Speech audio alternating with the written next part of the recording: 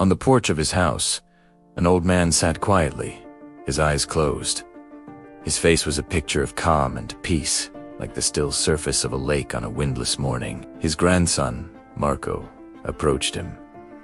His own face, a stark contrast, etched with worry. "Grandfather," Marco said softly, his voice trembling slightly. "My mind is so restless. I can't stop thinking. I desperately want to find peace in my heart. Can you help me?" The old man slowly opened his eyes. They held a deep, gentler wisdom. A soft smile touched his lips. "So, you are looking for peace?"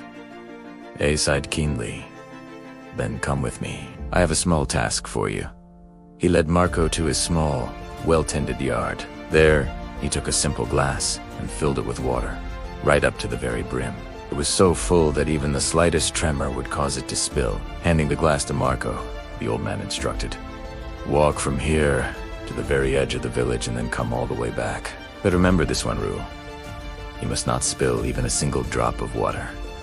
Marco was surprised by the strange request, but he was also determined. He nodded, accepting the challenge. He took the glass, holding it with both hands, his knuckles white with concentration. He began his journey, his eyes fixed on the shimmering surface of the water. The village path was anything but peaceful. It was narrow and bustling with life. People hurried past, their shoulders sometimes brushing against him. Shopkeepers shouted out their daily specials, their voices a cacophony of commerce. Children laughed and squealed as they played tag, darting in and out of the crowd.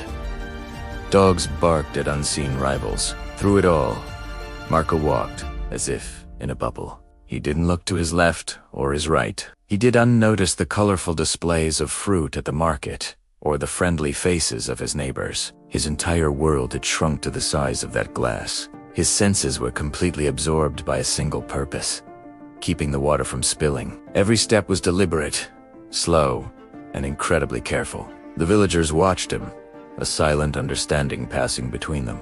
They could see he was on a quest, learning a lesson far more important than a simple walk. Finally, after what felt like an eternity, Marco returned to his grandfather's yard.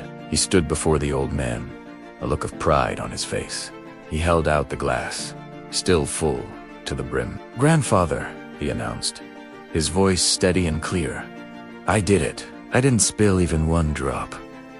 The old man nodded, his smile widening. "That is excellent, my boy," he said. "But tell me something. As you walked, did you see the baker's wife arranging her fresh bread? Did you hear the blacksmith hammering a new horseshoe?" Marco paused, his brow furrowing in confusion. "Did you notice the children flying their colorful kites by the river?" Marco looked genuinely surprised. "No, grandfather," he admitted. "I didn't see or hear any of that. I was only focusing on the glass of water." The old man's eyes twinkled. "And that, my dear Marco," he said gently, "is the secret to peace. When your mind is fully anchored in the present moment, on the task at hand, there is no room for restless thoughts. There is no space for anxiety about the future or regret about the past. You are thinking only about the water in the glass, and in that moment, your mind became completely still and quiet." A wave of understanding washed over Marco. The simple, profound truth of his grandfather's words settled deep within him. This was the peace he had been searching for. It wasn't some distant treasure to be found. It was right here, inside him, waiting to be uncovered. Peace wasn't the absence of noise or chaos outside. It was the presence of focus within. Marco bowed his head in gratitude. "Grandfather, now I understand," he said softly. "To calm my restless mind, I must bring my full attention to the present. That is where true peace resides."